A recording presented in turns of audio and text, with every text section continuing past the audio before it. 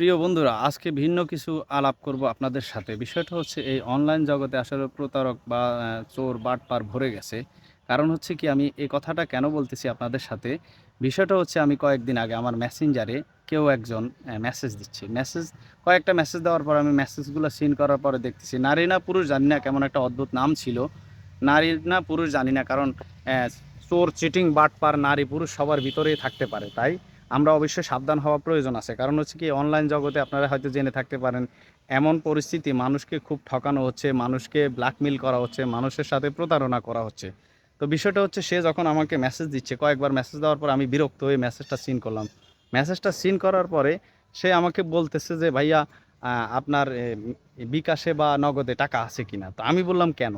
আমার প্রয়োজন ছিল। তো আপনার প্রয়োজন থাকলে আপনি কি আমার আত্মীয় স্বজন লাগেন নাকি পরিচিত কেউ? আপনি কি আমার বন্ধু? সে উত্তর দিল, না। তাহলে আমি আপনাকে কেন বিকাশ থেকে, রকেট থেকে বা নগদ থেকে কেন টাকা দিব? কিন্তু সে আমাকে প্রশ্ন করতেছে, ভাই আমি কি করব, আমার কাছে টাকা নাই। তো আমি বললাম যে, এই ধরনের চিটিংবাজি, বাটপারি এগুলো ছেড়ে কাজ করেন, কাজ করে খান।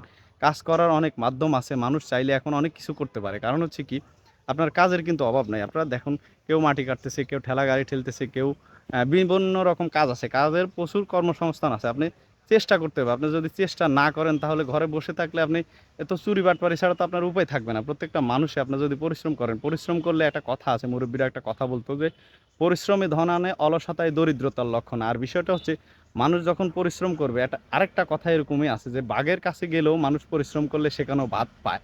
তো এরকম বিষয়টা, পরিশ্রম মানুষকে নিয়ে যেতে পারে সাফল্যের শীর্ষে। আপনি পরিশ্রম করেন, আপনি কেন চিটিংবাজি, চুরি, বাটপারি করবেন? তো এজন্য আমি কথাটা এজন্য আপনাদের সাথে শেয়ার করতেছি। আপনারা অবশ্যই সবাই এই ধরনের অনলাইন প্রতারকদের কাছ থেকে সাবধানে থাকবেন। আমি অবশ্য পরবর্তীতে তাকে ব্লক করে দিছি।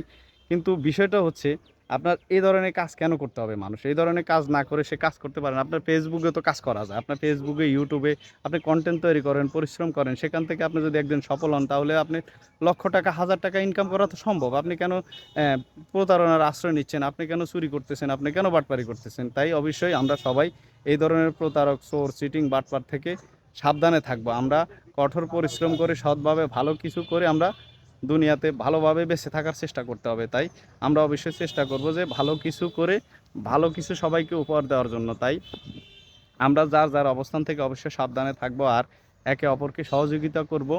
একে অপরের সাথে কাঁধে কাঁধ মিলিয়ে এগিয়ে যেতে হবে। কারণ হচ্ছে কি, আমরা যদি ভালো কিছু না করি, আমরা কখনোই সফল হব না। আপনি দুনিয়াতে বলেন, আখিরাত বলেন, আপনাকে ভালো কিছু করতে হবে, ভালো কিছু উপহার দিতে হবে।